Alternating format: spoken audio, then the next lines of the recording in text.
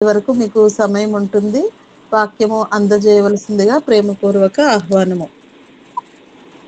దేవుని నామానికి మహిమ కలుగును గాక. యేసు వైపు చూచుచు అనే ఆధ్యాత్మికమైన కార్యక్రమం ద్వారా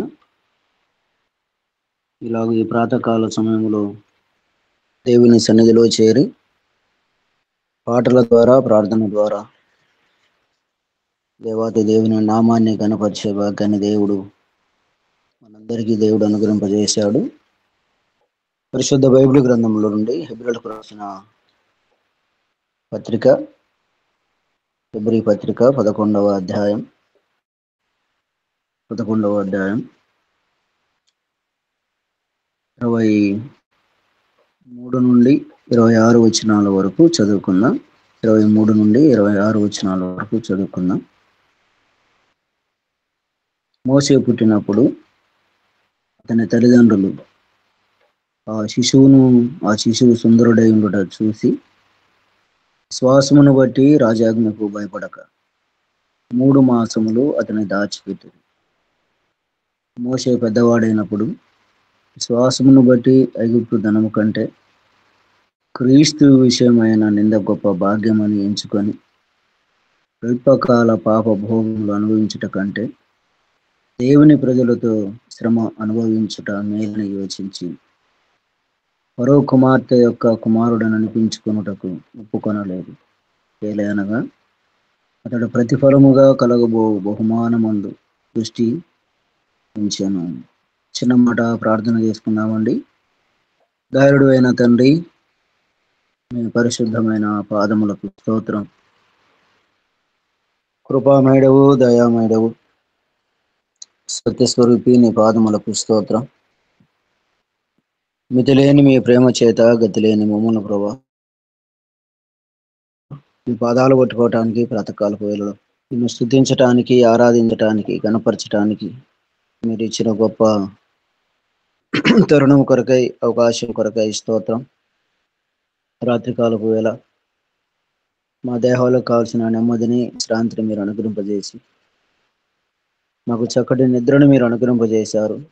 మీరు మేలుకొని తండ్రి మమ్మల్ని మీరు మేలుకొల్పారు. దాన్ని బట్టి స్తోత్రం. ఉదయకాలపు వేళ వర్షంలో ఉన్నప్పటికీ కూడా తండ్రి దాసులు ధనరాజయ్య గారు, కుటుంబం, అమ్మగారు ఇలాగూ జరిపించబడుతున్నటువంటి పరిచర్య కొరకై ప్రార్థిస్తూ ఉన్నాం. దాసులు దినదినం అనుదినం ఇలాగ నీ సన్నిధిలో అనేకులను తండ్రి లేపుతూ అనేకులకు వాక్యాన్ని ప్రకటిస్తున్నాను. బిడ్డల కుటుంబాలను మీరు బలపరచండి. చేరవచ్చిన బిడ్డల ప్రభావ పాట ద్వారా నిన్ను మహిమపరిచారు, ప్రార్థన ద్వారా నిన్ను కనపరిచారు. 10 నిమిషాలు ప్రభా నీ వైపు, నీ వాక్యం వైపు, నీ మాటల వైపు మేమందరం ఎదురు చూస్తూ ఉండగా మా అందరినీ మీరు దర్శించండి, ఆకర్షించండి. మా మనసులకు, మా దేహాలకు ఏ వాక్యం కావాలో మీరు వినిపింపచేయండి. వాతావరణాలను మీరు అనుకూలించండి. మీరే సహాయం చేస్తున్నకై గణపరుస్తూ యేసయ్య అతి ఉన్నతమైన నామములో అడిగి వేడుకుంటూ ప్రార్థన చేస్తూ ఉన్నాము తండ్రి, ఆమేన్. ప్రభునందు ప్రేమైన దైవ జనాంగమా, దినముకై ఏర్పాట్లు చేయబడిన లేఖన భాగంలో నుండి అపోస్తుల కార్య గ్రంథం, హెబ్రీయులకు రాసిన గ్రంథం మనం చదువుకున్నాం. అదే మాటలు అపోస్తుల కార్య గ్రంథములో మనకు కనిపిస్తాయి. మరలా నిర్గమకాండములో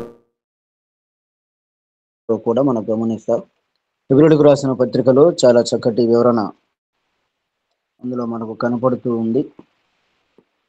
అలాగే విశ్వాసుల వీరుల పట్టిక కూడా అందులో మనకు కనపడుతూ ఉంది. దేవుడు భూమి మీద అనేక మంది భక్తులను లేపి వారు చేసిన కార్యాలు, వారు దేవుని కొరకై, ప్రజల కొరకై చేసిన ఎన్నో మంచి కార్యాలను దేవుడు మరొక వారి మన ముందు ఉంచి మనకు మాదిరికరంగా, వారికి మాదిరికరంగా మనము బ్రతకాలి, జీవించాలి అనేటువంటి వాటిని ముందు పెట్టి మనకు వారి ద్వారా పాఠాలు నేర్పిస్తూ ఉన్నాడు.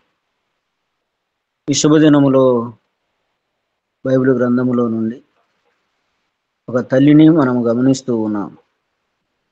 మోషే తల్లి ఎకబేతును మనం గమనిస్తూ ఉన్నాం.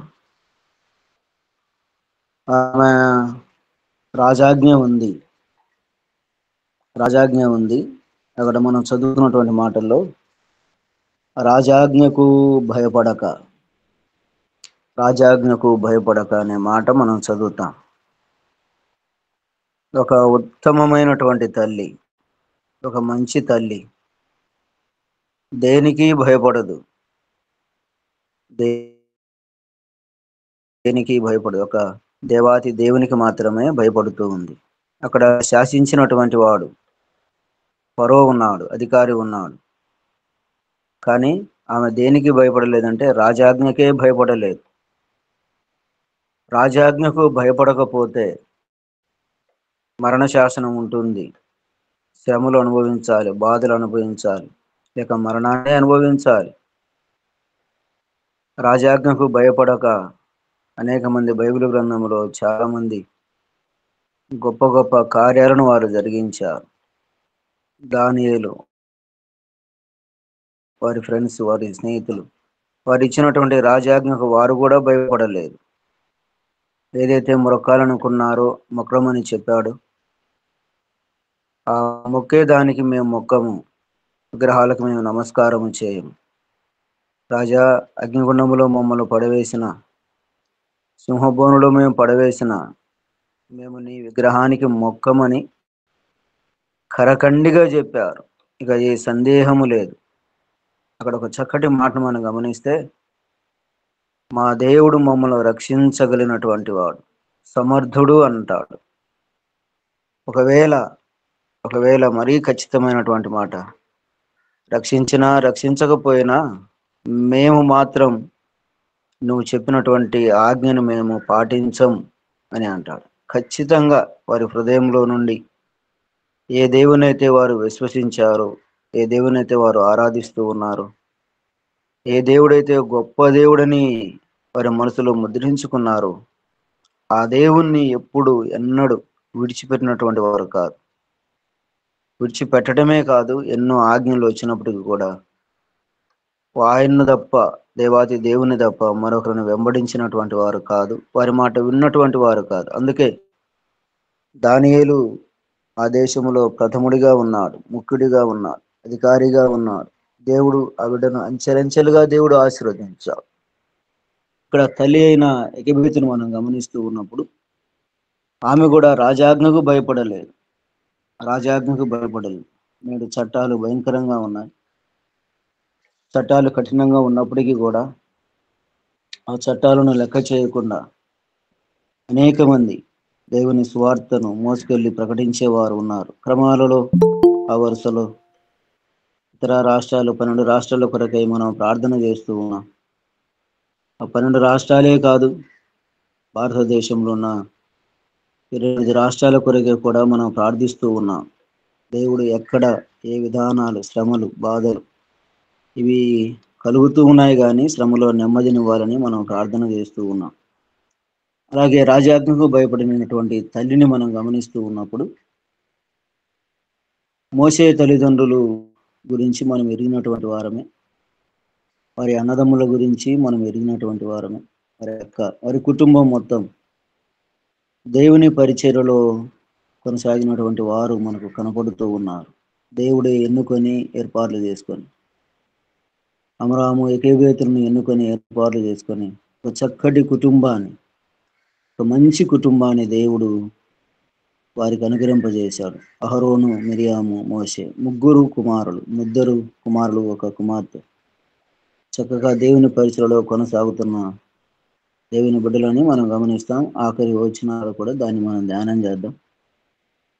ఇక్కడ రాజాజ్ఞకు భయపడని తల్లి ప్రేమను మనం ఇక్కడ గమనిస్తూ ఉన్నప్పుడు దేవుడు మరలా నిర్గమకాండం 2వ అధ్యాయం మొదటి 6 వచనాలలో కూడా మనం చదివితే, ఆ స్త్రీ గర్భవతి కుమారుని గాని అతడు దివ్య సుందరుడై లేక వాడు దివ్య సుందరుడై ఉండట చూశాను. ఆనాటి దినాలు ఎంత భయంకరంగా కనపడుతూ ఉన్నాయో, శాసనం ఎంత భయంకరంగా ఉందో. ఒకవేళ మగపిల్లవాడు పుడితే నిర్దాక్షిణ్యంగా చంపివేయాలి. పీటల మీదనే, కాన్పు పీటల మీదనే చంపివేయాలి, బ్రతకనివ్వకూడదు. ఆడపిల్ల పుడితే బ్రతకనివ్వాలి, మగపిల్లవాడు పుడితే చంపివేయాలని ఒక చట్టం ఏర్పాటు చేశాడు ఫరో. ఎందుకంటే ఇశ్రాయేలులు అభివృద్ధి చెందకూడదు, సంతానం అంతటితో ఆగిపోవాలి. వారు బహుగా విస్తరిస్తూ ఉన్నారు, మాకంటే ఎక్కువగా విస్తరిస్తున్నారని వారిని నిర్మూలన చేయాలని ఫరో కంకణం కట్టుకుంటే, దేవుడు మాత్రం తన ప్రజలను ఆయన అభివృద్ధి చేస్తూనే ఉన్నాడు. మానవుని ప్రణాళిక ముందు దేవుని ప్రణాళిక చాలా గొప్పది. మానవుడు తలంచేది కొద్దే గాని దేవాది దేవుడు అనంతుడు, ఏదైనా చేయగలిగినటువంటి శక్తి కలిగినటువంటి వాడు, సామర్థ్యం కలిగినటువంటి వాడు. అందుకే దేవుని తలంపులు మానవుని తలంపుల వంటివి కాదు. దేవుడు ఉత్తముడు, దేవుడు ఆలోచనకర్త, ఏదైనా చేయగల సమర్థుడని పరిశుద్ధ బైబిల్ గ్రంథంలో మనం చదువుతూ ఉన్నాం. తలని గురించి మనం ఆలోచన చేస్తూ ఉన్నప్పుడు, ధ్యానం చేస్తూ ఉన్నప్పుడు, ఎగబేతు అనగా అర్థం యెహోవా గొప్పవాడు అనే అర్థం. ఆ పేరులోనే దేవుణ్ణి ఎంత గొప్పగా ఆమె చూస్తూ ఉందో. ఆమె ఆ యెహోవా గొప్పవాడు, ఆ గొప్పవాడైన దేవుడు ఏదైనా చేయగలడు, ఏదైనా చేస్తాడు, చేయగల సమర్థుడు అని ఆమె పేరులో ఉన్న గొప్ప దేవుణ్ణి స్మరిస్తూ ఆయన ముందు పెట్టి ఆమె వెనక పనులు ప్రారంభించటం, ఆమె పనులు చేయటం ప్రారంభించింది. 3 మాసాలు ఆ బిడ్డను పెంచింది. 3 మాసాలు ఆ బిడ్డను పెంచింది. ఆ బిడ్డ ఎలా ఉన్నాడు అంటే సుందరుడు అని అంటాడు. నిర్గమకాండములో సుందరుడు అంటాడు, హెబ్రీయులకు రాసిన పత్రికలో సుందరుడు అంటాడు. అలాగే అపోస్తల కార్యగ్రంథంలో కూడా మనం చదివితే ఆవిడ దివ్య సుందరుడై ఉండుట చూసెను అనే మాట మనకు కనపడుతుంది. అయితే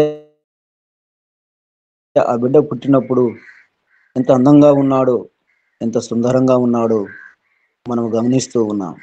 అలాగే మన ప్రభువైన యేసుక్రీస్తు వారు కూడా ఆయన స్వరూపాన్ని, ఆయన సొగసును మనం ఆలోచన చేస్తే, ఒక భక్తుడు ఇలాగ రాస్తాడు పాటను, ఎంతో సుందరుడమ్మ తాను, నేనెంతో మురిసిపోయాను అంటూ, పాలతో కడిగిన నయనాలు గలవాడు అనేటువంటి పాటను మనం పాడుతూ ఉన్నప్పుడు ఆయన ప్రతిబింబాలు, ఆయన స్వరూపం ఎంత గొప్పగా కనపడుతున్నాయో బైబిల్ గ్రంథంలో మనకు. దేవుడు సుందరమైనటువంటి వాడు, ధవలవర్ణుడు, రత్నవర్ణుడు, 10,000 మంది పురుషుల్లో గుర్తింపుదగిన అతి సుందరమైనటువంటి వాడు, అతి సుందరమైనటువంటి వాడు. ఆయన గురించి వర్ణిస్తూ ఎన్నో పాటలు బైబిల్ గ్రంథంలో మనం చూస్తూ ఉన్నాం. ఆయన్ను స్తుతించే పాటలు, ఆరాధించే పాటలు చూస్తూ ఉన్నప్పుడు ఆయన ఎంత గొప్పవాడో దేవుని గ్రంథములో కూడా మనం గమనిస్తూ ఉన్నప్పుడు, పరమగీతాలు 5:10 కూడా మనం గమనిస్తే, ఆయన ధవలవర్ణుడు, రత్నవర్ణుడు, 10,000 మంది పురుషులలో గుర్తింపుదగిన అతి సుందరమైనటువంటి వాడు, సుందరుడైనటువంటి వాడు. ఆ మోషేను గురించి మనం ధ్యానం చేస్తున్నప్పుడు, భక్తుడైన మోషేను గురించి మనం ధ్యానం చేస్తూ ఉన్నప్పుడు, ఆయన సుందరుడు. ప్రభువైన యేసుక్రీస్తు వారు కూడా అతి సుందరుడైనటువంటి వాడు, అతి సుందరమైనటువంటి వాడు. ఈ సుందరుడు లేక మోషేను గురించి మనం ఆలోచన చేస్తూ, ప్రభువైన యేసుక్రీస్తు వారిని కూడా అందులో మనం ధ్యానం చేస్తూ ఉన్నాం. ఈ సుందరుడైన మోషే, అపోస్తల కార్యగ్రంథం చూడండి, 7వ అధ్యాయం. అపోస్తల కార్యగ్రంథం 7వ అధ్యాయం 20వ వచనాన్ని మనం చదివితే అక్కడ ఒక చక్కటి మాటను మనం గమనిస్తాం. ఆ కాలమందు మోషే పుట్టెను, అతడు దివ్య సుందరుడై తన తన తండ్రి ఇంటి నుండి మూడు మూడు నెలలు పెంచబడను. తరువాత అతడు బయట పారవేయబడినప్పుడు ఈ సుందరుడైన మోషే తల్లిదండ్రులు 3 మాసాలు పెంచారు. తల్లిదండ్రులు 3 మాసాలు పెంచారు. పెంచిన తదుపరి మోషే ఎక్కడ పారవేయబడ్డాడు అంటే బయట పారవేయబడ్డాడు. బయట పారవేయబడ్డాడు. బయట పారవేయబడుతూ ఉన్నప్పుడు, వేస్తూ ఉన్నప్పుడు తల్లి కుమారుని మీద ఎంత జాగ్రత్త తీసుకుందో, ఆ బిడ్డకు ఎలాంటి ప్రమాదం జరగకుండా, ఎలాంటి ప్రాణ నష్టం జరగకుండా, ఎవరు ఏ హాని చేయకుండా ఆ బిడ్డను ఎంత జాగ్రత్తగా ఆమె భద్రం చేసిందో. జమ్ము పెట్టి తీసుకుంది, దానికి కీలు పోసింది. ఏ ఒక్క చుక్క నీరు రాకుండా, ఒక చెమ్మ నీరు రాకుండా దాని చుట్టూ కీలు పూసింది. ఆ నైలు నదిలో వేసింది. నైలు నదిలో వేయటమే కాదు కానీ ఆ బిడ్డను గమనించటానికి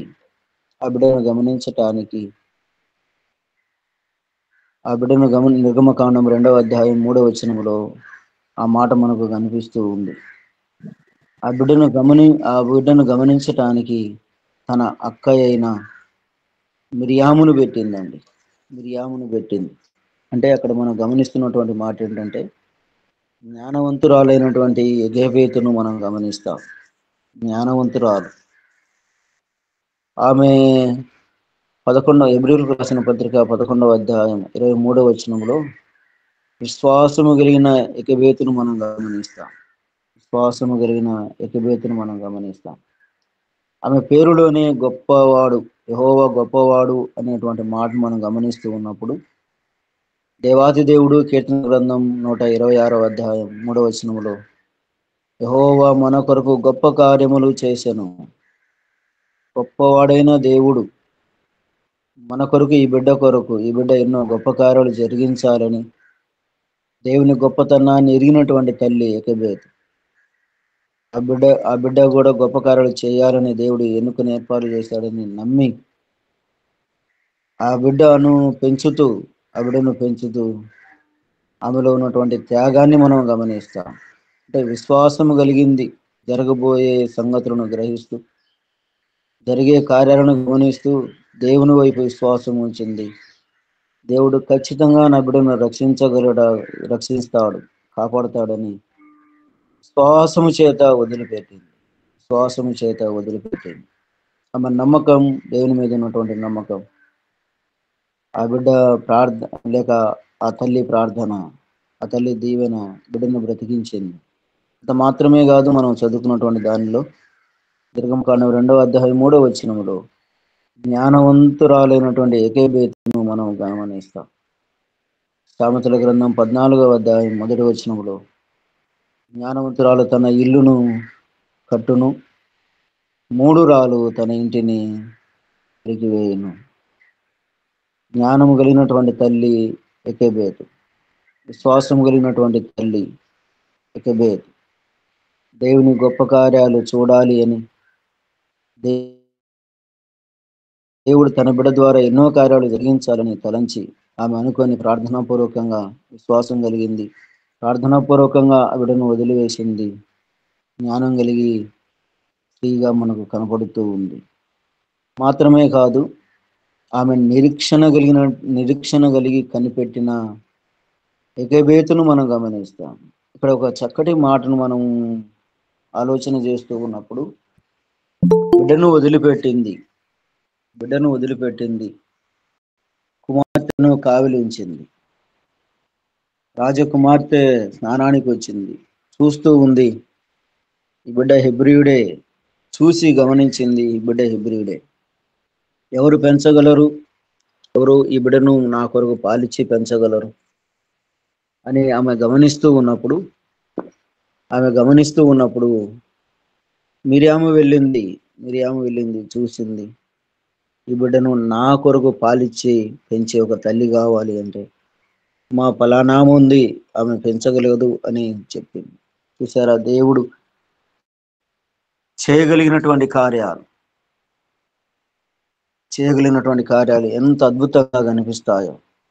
ఒక వ్యక్తిని దేవుడు ఎన్నుకుంటే, ఒక వ్యక్తిని దేవుడు ఏర్పాట్లు చేసుకుంటే, ఆ వ్యక్తి ద్వారా, ఆ మనిషి ద్వారా, ఆ విశ్వాసి ద్వారా ఎన్నో ఎన్నో గొప్ప కార్యాలను ఆయన జరిగించగలడు. నిజంగా బయట పారవేయబడినటువంటి మోషేను మనం గమనిస్తాం. మనం గమనిస్తాం కానీ ఆ మోషే ద్వారా ఎన్నో గొప్ప కార్యాలు దేవుడు జరిగించాడు కూడా. మనం చూస్తూ ఉన్నాం. ఇశ్రాయేలును 40 సంవత్సరాలు పాలు తేనెలు ప్రవహించే ప్రదేశానికి ఆయన తీసుకుని నడిపించాడు. తన ముందు నాయకుడిగా ఉండి వారిని నడిపించాడు. ఎన్నో సముద్రాలు, ఎన్నో బాధలు, ఎన్నో ఏడ్పులు, ఎన్నో శ్రమలు, ఎన్నో నిందలు, ఎన్నో సంతోషాలు అనుభవిస్తూ ఆయన ముందుకు నడిచాడు. తనతో పాటు అనేకులను ఆయన నడిపించాడు. బయట పారవేయబడ్డ మోషే ఎంత గొప్ప నాయకుడయ్యాడు. కొన్ని వందల మందికి, కొన్ని వేల మందికి నాయకుడయ్యాడు. కారణం, బయట పారవేయబడ్డాడు కానీ దేవుడి చేతుల్లో పెరిగాడు, తల్లి చేతుల్లో పెరిగాడు. తల్లి బాల్యము నుండే ఇశ్రాయేలుల తల్లులు ఒక అలవాటు ఉండేదంట వారికి.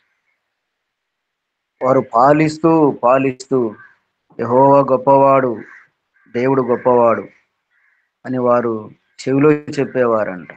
దేవుని గురించి వారు పాలిస్తూ పనిచేస్తూ పిల్లలకు చిన్న బాల్యం నుండే వారికి దేవుని గురించిన సంగతులు చెప్పేవారు. వారు ఆ దేవుని గురించినటువంటి సంగతులు బాల్యంలోనే వారు చెప్పేవారు. ఇన్ని సంగతులు చెబుతూ ఉన్నటువంటి యెకోబేతును మనం గమనిస్తాం. తల్లిగా సంతానాన్ని దేవుడిచ్చాడు, కుమారులను దేవుడిచ్చాడు, కుమార్తెలను దేవుడిచ్చాడు. వారిని గురించినటువంటి ఆ దేవుని గురించినటువంటి సంగతులు బిడ్డలకు తెలియజేసేవారిగా నేటి తల్లిదండ్రులు ఉండగలిగితే ఆయా క్రైస్తవ సంఘాలలో, క్రైస్తవ కుటుంబాలలో బిడ్డలను ఎలా పెంచాలో, ఎలా మార్గంలో పెట్టాలో దైవికమైనటువంటి కుటుంబాలలో మనకు కనబడతాయి. కానీ ఇతర గృహాలలో, ఇతర కుటుంబాలలో అంతగా మనకు కనిపించవు. అందుకే అనేక కుటుంబాలలో వేదన ఉంది, బాధ ఉంది, శ్రమ ఉంది, ఏడ్పులు ఉన్నాయి కుటుంబాలలో. ఈ కుమారుడు, ఈ కుమార్తె ఎలా జీవిస్తూ ఉన్నారు, ఎలా ప్రవర్తిస్తూ ఉన్నటువంటి వేదన ఉంది. చెబితే వినరు. ఎందుకంటే వారికి దేవుని భయం లేక, ఆ దేవుడు ఎవరో తెలియక, నేర్పించక అనేక మంది ఉన్నారు. దేవునికి స్తోత్రం. క్రైస్తవ కుటుంబాలలో, ప్రార్థన కుటుంబాలలో, సంఘ సహవాసం కలిగినటువంటి మందిరపు కుటుంబాలలో, మందిరానికి వెళ్ళే కుటుంబాలలో అంతో ఇంతో భయం ఉంది, భక్తి ఉంది.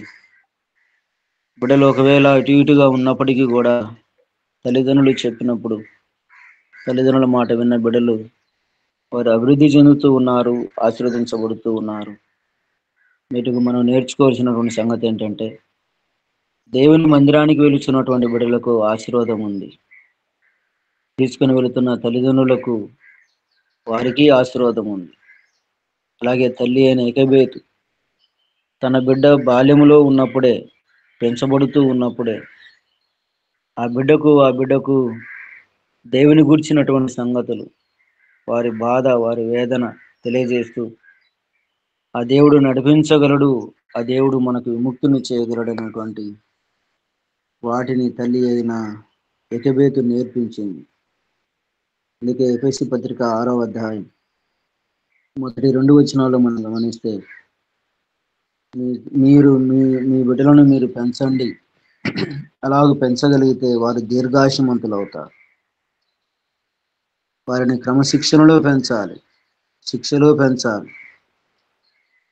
శిక్ష క్రమాన్ని నేర్పిస్తూ ఉంది. ఎవరైతే శిక్షించగలుగుతారో వారి బిడ్డలు క్రమములో నేర్చుకుంటారు. దేవుని యందు భయభక్తులు లేనటువంటి బిడ్డలు క్రమంగా ఉంటారు, వారు నేర్చుకుంటారు, అభివృద్ధి చెందుతారు, ఆశీర్వదించబడతారు. క్రమములో, వరుసలో మోషేను తల్లి యెకోబేతు అలాగూ పెంచింది. మోషేను తల్లి అయిన ఎకెబేతు అలాగూ పెంచింది. ఆ గొప్పతనాన్ని కుమారునికి తెలియజేసింది. ఆ గొప్పతనాన్ని కుమారునికి బాల్యంలోనే తెలియజేసింది. మోషే బాల్యంలోనే ఉన్నాడు. మోషే బాల్యంలోనే ఉన్నాడు. అలాగూ పెంచింది. మోషే పెద్దవాడయ్యాడు. ఏమైనా దేవుని దైవ జనాంగమా, ప్రాతకాలపు వేళలో దేవుని సన్నిధిలో, దేవుని సముఖంలో ఉన్న మనందరము కూడా దేవుడు ఇచ్చినటువంటి బిడ్డలను దేవుని మందిరములో పెంచాలి, దేవుని సహవాసములో పెంచాలి, దేవుని సన్నిధికి వారిని తీసుకుని వచ్చేవారిగా ఉండాలి. దేవుని సన్నిధిలో తల్లిదండ్రులుగా పెంచకపోతే లోకములో సాతానుగాడు ఉన్నాడు.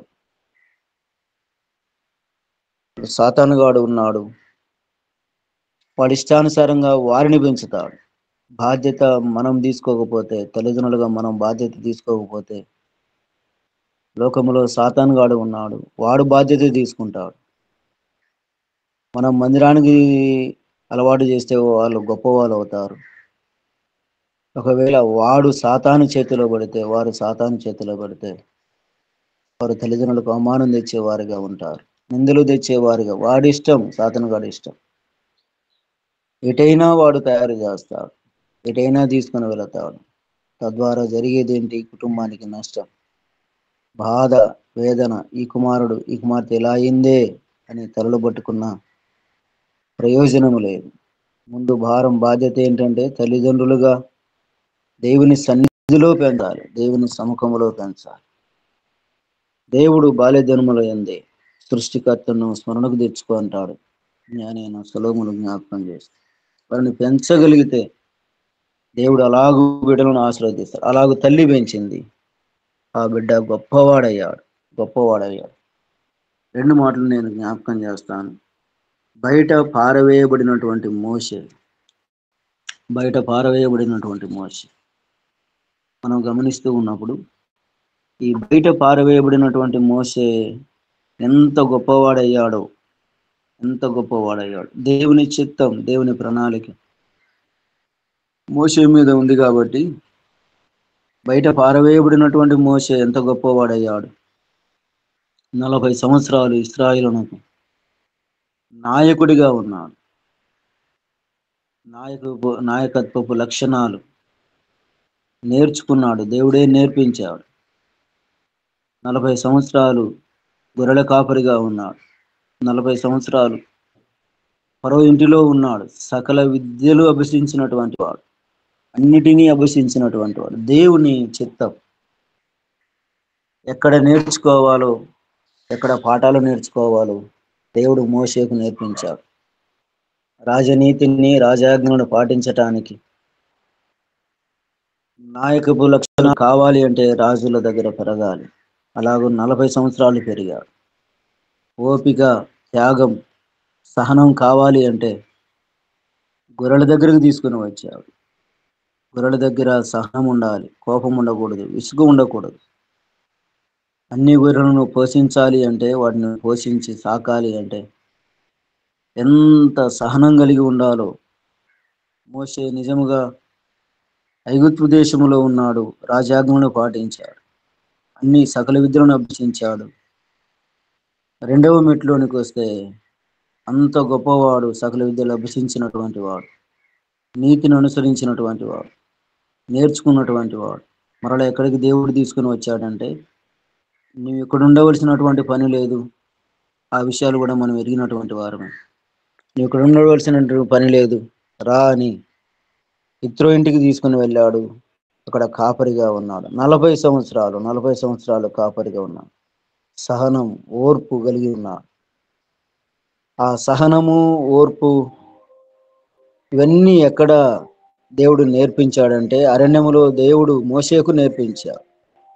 తదుపరి మెట్టు అరణ్యములో ఆయన జీవిస్తూ ఉన్నప్పుడు, బ్రతుకుతూ ఉన్నప్పుడు, కాపరిగా ఉన్నాడు. దేవుడు ఎన్నుకున్నాడు, ఏర్పాటు చేసుకున్నాడు.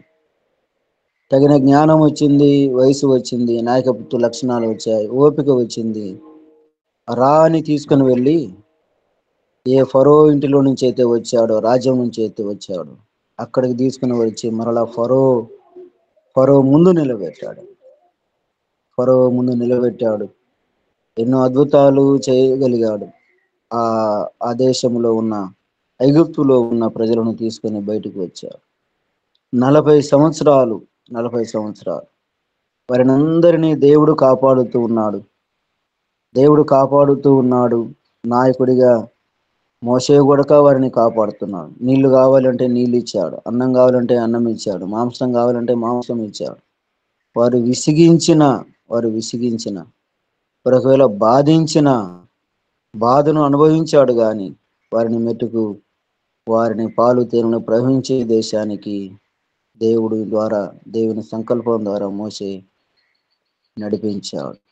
ఎక్కడ అంటే బయట పారవేయబడినటువంటి ఆ పసిబాలుడే దేవుని చిత్తంలో, దేవుని ప్రణాళికలో ఎన్ని గొప్ప కార్యాలు చేశాడు.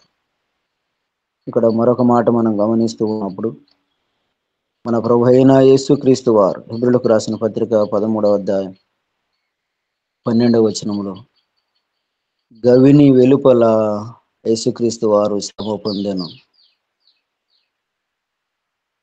మోషే సుందరుడు, యేసు ప్రభు వారు అంతకంటే సుందరమైనటువంటి వాడు. మోషే బయట పారవేయబడ్డాడు. మన ప్రభు అయిన యేసుక్రీస్తు వారు కూడా బయట గవిని వెలుపల శ్రమ పొందాను, గవిని వెలుపల మరణించాను, గవిని వెలుపల సిలువలో బలి అయిపోయిన యేసు ప్రభువును మనం గమనిస్తాం. ఈయన ఐగుప్తు దేశములో అనుభవించినటువంటి 40 సంవత్సరాలు అయితే, లేక 120 సంవత్సరాలు అయితే, ప్రభు అయిన యేసుక్రీస్తు వారు నిండు యవన ప్రాయములో ఆయన గవిని వెలుపల శ్రమ పొందెను. యెరూషలేముకు దూరంగా ఉన్నటువంటి ప్రాంతంలో, యెరూషలేము వీధుల్లో కొట్టబడ్డాడు, ఏడవబడ్డాడు, భారమైన శ్రమను పొందాడు, భారమైన బరువును మోసాడు. కొడుతూ ఉన్నారు, అవమానిస్తూ ఉన్నారు. వారికి ఇష్టం వచ్చినట్లుగా ప్రభు అయిన యేసుక్రీస్తు వారి ఎడల వారు జరిగించారు. యెషయా గ్రంథం 53వ అధ్యాయంలో మనం చదువుతూ ఉన్నప్పుడు ఎరిగినటువంటి మాట, అతడి నలుగుగొట్టుటకు యెహోవాకు ఇష్టమాయను. అతన్ని నలుగుగొట్టడం దేవునికి ఇష్టమైంది. తన తానుగా అప్పగించుకున్నాడు. ఈ దేహం నాది కాదు, మీదే. ఈ దేహంతో మీరు ఏదైనా చేయండి అని రోమా సైనికులకు అప్పగించినప్పుడు ఆ దేహాన్ని అరికాలు మొదలుకొని నడినెత్తి వరకు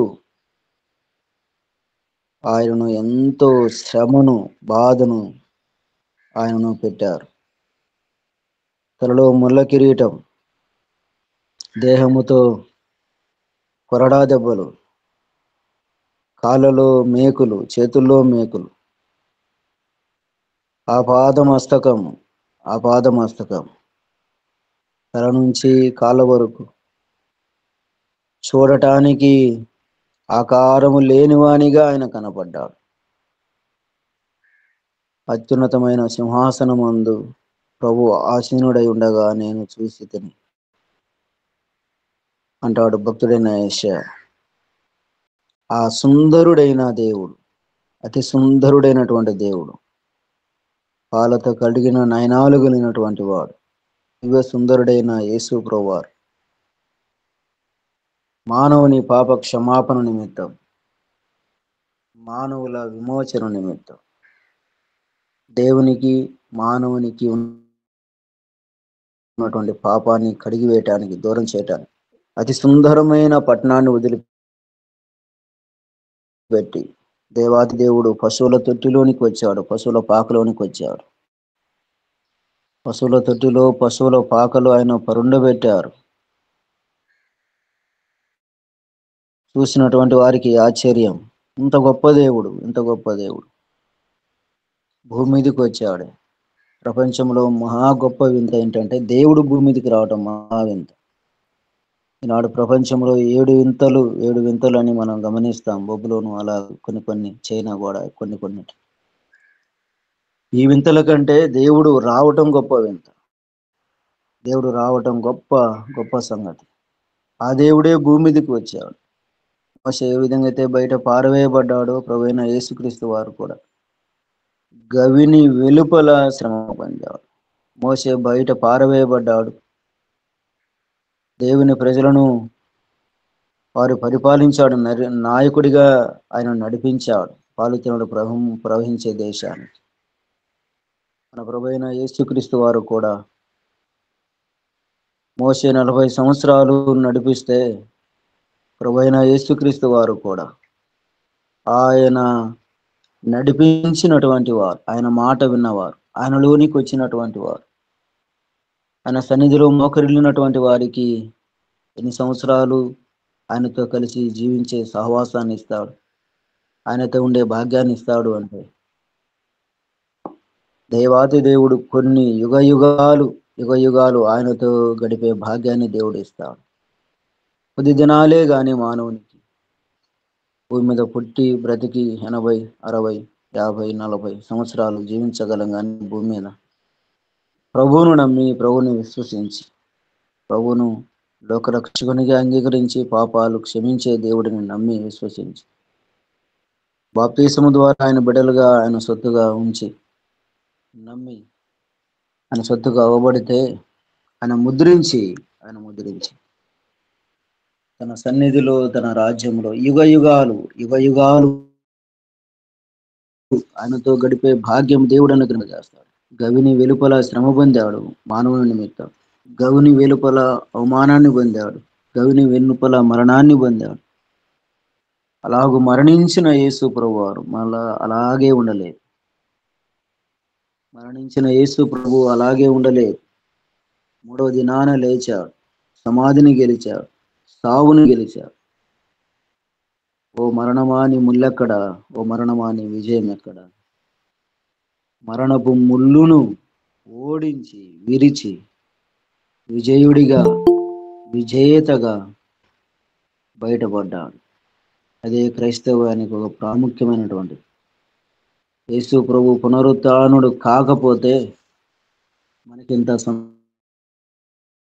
సంతోషం ఉండేది కాదు, ఇంత ఆనందం ఉండేది కాదు, ఇంత ప్రకటించే వారం కూడా కాదు.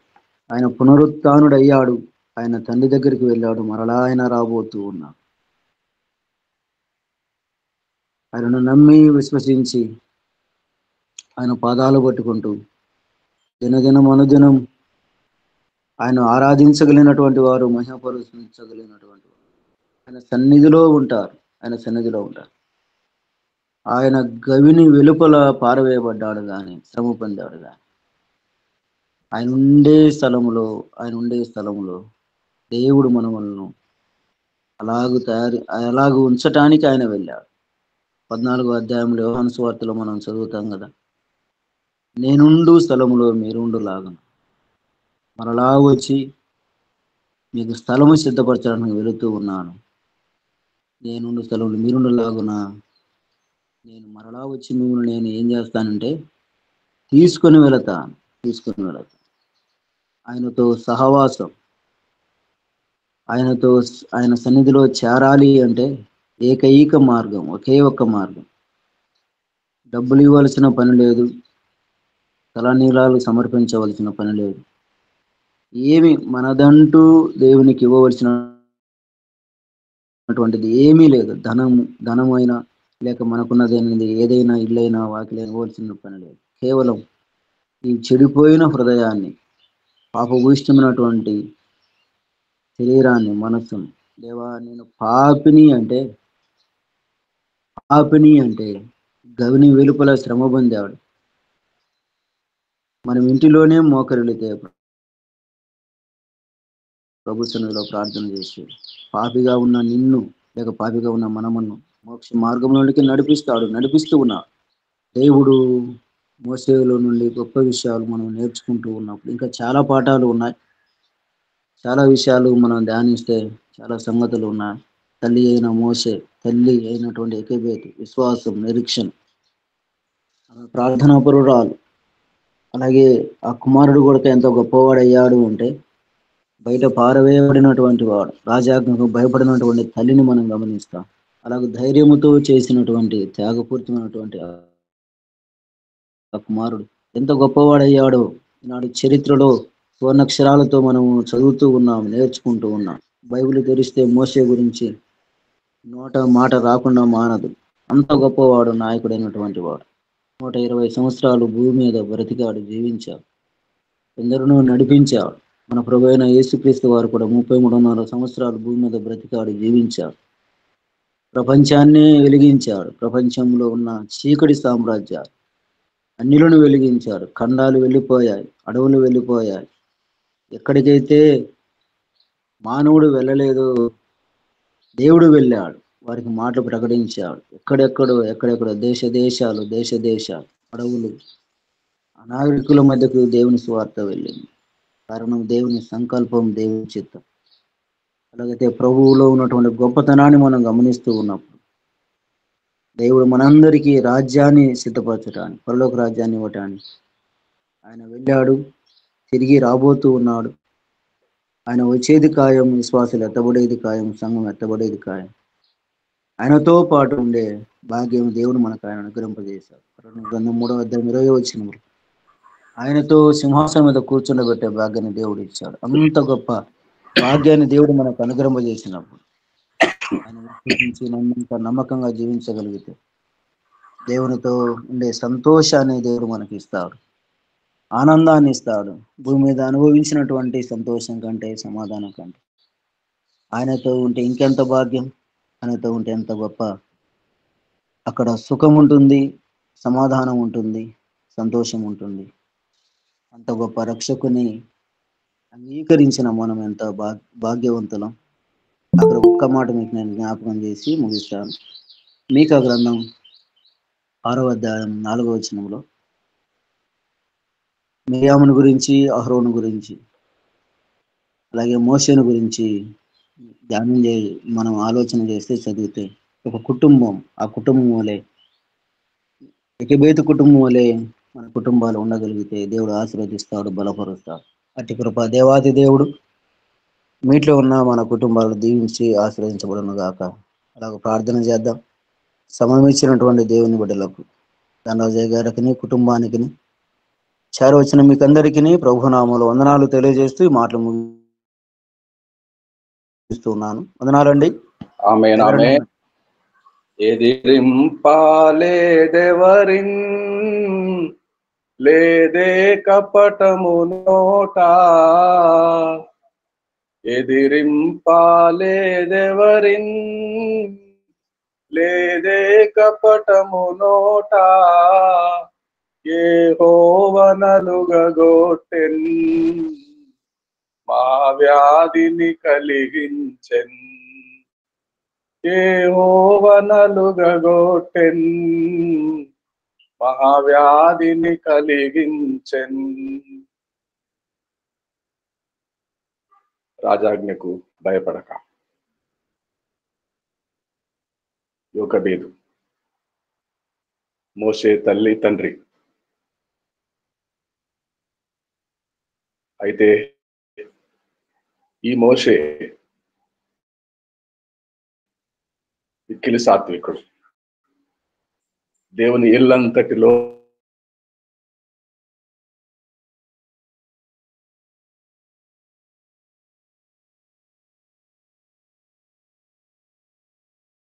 నమ్మకమైన వాడు.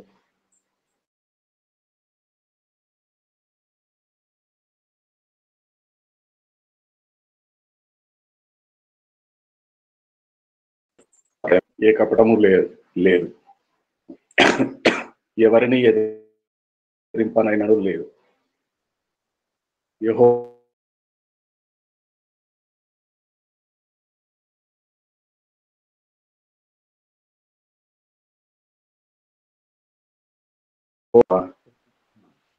రండి, 40 దినములు ఉపవాస ప్రార్థనలో ఉన్నాము.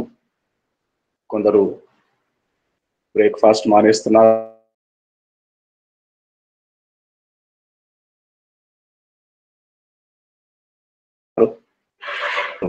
త్యాగం చేసుకుంటున్నారు ప్రభు కొరకు. కొందరు ఈవినింగ్ స్నాక్స్, అలాగే రాత్రి భోజనం ఎవరికి వీరైనట్టుగా వారు ఉపవాసం చేస్తున్నారు. 12 రాష్ట్రాలు, ఉత్తర భారతదేశము, మన పొరుగు రాష్ట్రం కర్ణాటక కూడా కఠినమైనటువంటి మత మార్పిడి చట్టాలు అమలవుతున్నాయి. సుప్రీంకోర్టు వాదనలు వినేవారికి దేవుడు మంచి జ్ఞానము దయచేయలాగున, మనకు అనుకూలమైన తీర్పు వచ్చేలాగున ఈరోజు 25వ రోజు. 40 దినములలో అప్పుడే 25 దినములు పూర్తి చేసుకున్నాం. 25వ దినము ప్రార్థన చేద్దాము. అన్నాజోనమ్మ గారు ప్రార్థన చేస్తారా? చేస్తాను పాస్టర్ గారు. పరిశుద్ధమైన దేవ, జీవముగల నాయన, ఇంతవరకు ప్రభా నీ సన్నిధి మగ దయచేసి నీ జీవ వాక్కులతో ప్రభా మమ్మల్ని బలపరిచి తృప్తిపరిచిన నాద నీ పాదాలకు వేలాది స్తుతి స్తోత్రం తండ్రి నాయన. ఇలాగ అనుదినము తండ్రి మా జీవితంలో ప్రభా నీ మాకు చాలిన దేవుడుగా, నమ్మదగిన దేవుడుగా ఉండి అనుక్షణము ప్రభా నీ కృపాక్షేమములు, నీ శాంతిని, సమాధానం మాకు దయచేసి సజీవ రెక్కలో ఉంచి నీ నామమును స్తుతించడానికి, గణపరచడానికి మాకు అందరికి ఇచ్చిన గొప్ప భాగ్యం కొరకు నీకు వేలాది స్తుతి స్తోత్రం తండ్రి రాజా నాయన. దేవా నాయన, వాక్యం వివరించిన దాసుని దీవించండి, బలపరచండి ప్రభా. ఇలాగ మేము ప్రతి దినము తండ్రి నాయన నీ నామాన్ని గణపరుస్తూ ఇంకా ఎక్కువగా ప్రభా నీ విశ్వాసంలో స్థిరపడి బలపడి తండ్రి అనేకులకు తండ్రి ఒక గొప్ప వెలుగు బిడ్డలుగా, మాదిరికరమైన బిడ్డలుగా ఈ లోకంలో జీవించి పరిశుద్ధాత్మని తండ్రి అన్ని పరిస్థితుల ప్రభా మేము సంతోషపరిచి గణపరిచే భాగ్యాన్ని దయచే తండ్రి నాయన. ప్రపంచంలో జరుగుతున్న పరిస్థితులు ప్రభా దేవా ఎంతగానో తండ్రి నాయన తారుమారైపోతున్నా, అయినా కూడా నువ్వు ఉన్నావు తండ్రి నాయన. నిరంతరం నిలిచే దేవుడు ప్రభా, సదాకాలం మాతో ఉండే దేవుడు ప్రభా, న్యాయము తీర్చే దేవుడు తండ్రి, మా పక్షము యుద్ధం చేసే దేవుడు నువ్వు ఒక్కడవే ప్రభా నాయన. దేవా సమస్తం ఎరిగే దేవుడు ప్రభా నాయన. సకల కార్యంలో ప్రభా నీ కాపుతను, నీ భద్రతను దయచేతండి. నీ బిడ్డలకనైనా ఏ విధమైన దైవ ప్రమాదం, హాని కలగకుండా ప్రభా నీ కాపుతను, నీ సంరక్షణ దయచేతండి నాయన. ఇంతవరకు మమ్మల్ని నడిపించిన ఇమ్మానుయేలు రాబో దినంలో కూడా ప్రభా నీ శాంతి, నీ సమాధానములు, నీ కృపాక్షేమములు దేవా ప్రతి బిడ్డకి, ప్రతి కుటుంబానికి దయచేసి నీ కృపలో మమ్మల్ని అందరినీ భద్రపరచవాలని యేసు క్రీస్తు అతి పరిశుద్ధ నామమున ప్రార్థించి వేడుకొనుచున్నాను తండ్రి. ఆమేన్. థ్యాంక్ యూ అమ్మగారు, చక్కని ప్రార్థన చేసినందుకు. అన్నజనమ్మ గారికి మనస్ఫూర్తిగా వందనాలు తెలియజేస్తున్నాము. వందనాలు గారు. కోటేశ్వరరావు గారు ఒకసారి అన్మ్యూట్ చేయగలరా? కోటేశ్వరరావు గారు అన్మ్యూట్ చేయండి. వందనాలు చెప్పండి, ప్రైజ్ లార్డ్ చెప్పండి.